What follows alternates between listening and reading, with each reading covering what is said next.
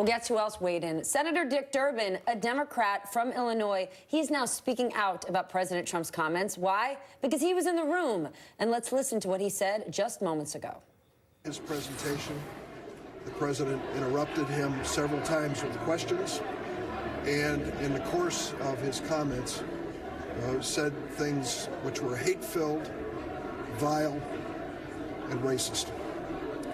I use those words advisedly.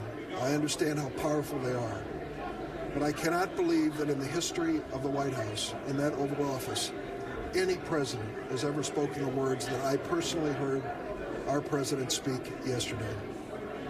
You've seen the comments in the press. I have not read one of them that's inaccurate. To no surprise, the president started tweeting this morning denying that he used those words. It is not true. He said these hate-filled things, and he said them repeatedly. When the question was raised about Haitians, for example, we have a group that have temporary protected status in the United States because they were the victims of crises and disasters and political upheaval. The largest group's El Salvador, the second is Honduran, and the third is Haitian. And when I mentioned that fact to him, he said, Haitians? Do we need more Haitians? And then he went on when we started to describe the immigration from Africa that was being protected in this bipartisan measure. That's when he used these vile and vulgar comments, calling the nations they come from shitholes. The exact word used by the president, not just once, but repeatedly. That was the nature of this conversation. When it came to the issue of, quote, chain migration, I said to the president, do you realize how painful that term is to so many people? African Americans believe that they migrated to America in chains. And when you speak about chain migration, it hurts them personally. And he said, oh, that's a good line. And then when I talked to him about the impact this has on family unification in a nation that values families with the flag as the most important symbols of our future, they scoffed at this notion. It was a heartbreaking moment. But I will tell you this, I'm not going to quit. I have a singular mission, and the mission is this: to give these dreamers and as many members of their families as possible a chance to be part of America's future in a legal status. I am convinced that there's a majority in both the House and the Senate of Democrats and Republicans who support that concept. I know there's an overwhelming majority of Americans who support that concept. So here's what we're going to do. We're going to prepare our bipartisan agreement for introduction into the Senate next week. If the Republican leadership has a better alternative, bring it forward. If they don't, for goodness sakes, give us a vote. I'll be on the phone today with my Republican colleagues and my Democratic colleagues, begging them to support this measure. Time is running out. We have to get this done. My thought that we might get a bipartisan agreement approved by the White House died yesterday. We have to do this and show leadership in Congress to solve this important challenge. Senator, because of the president's comments yesterday, is there any...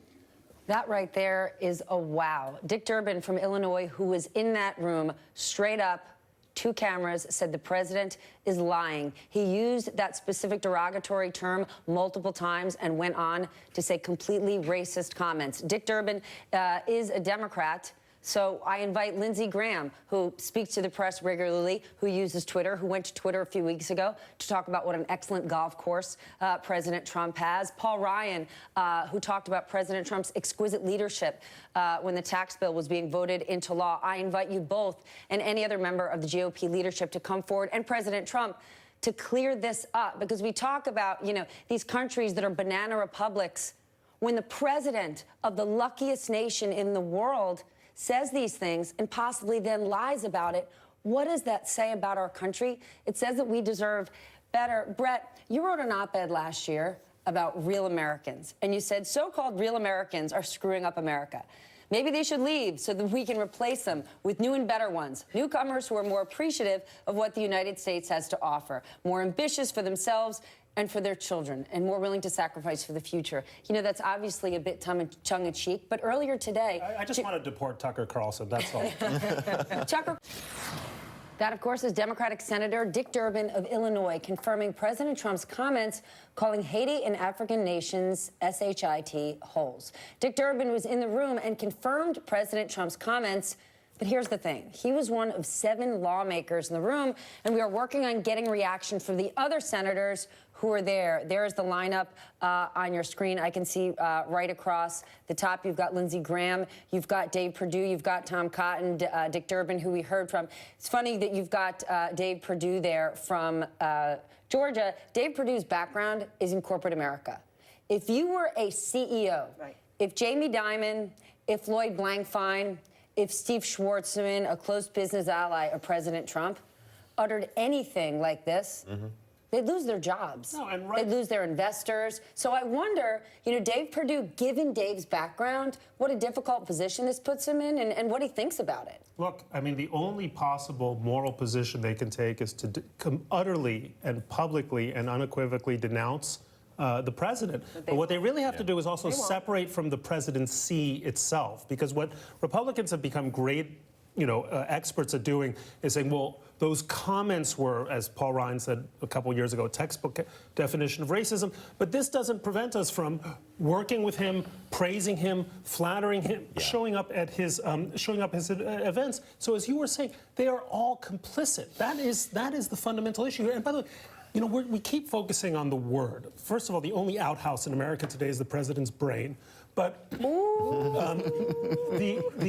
issue is not the word. Right. The issue isn't even saying that a lot of countries in the world are poor and backward and have terrible problems. The issue is the failure to understand that 99.9% of Americans came from desperate, backward places, or what those countries were at the time. And the essence of America is this astonishing faith we have in ordinary human beings, poor human beings, backward human beings.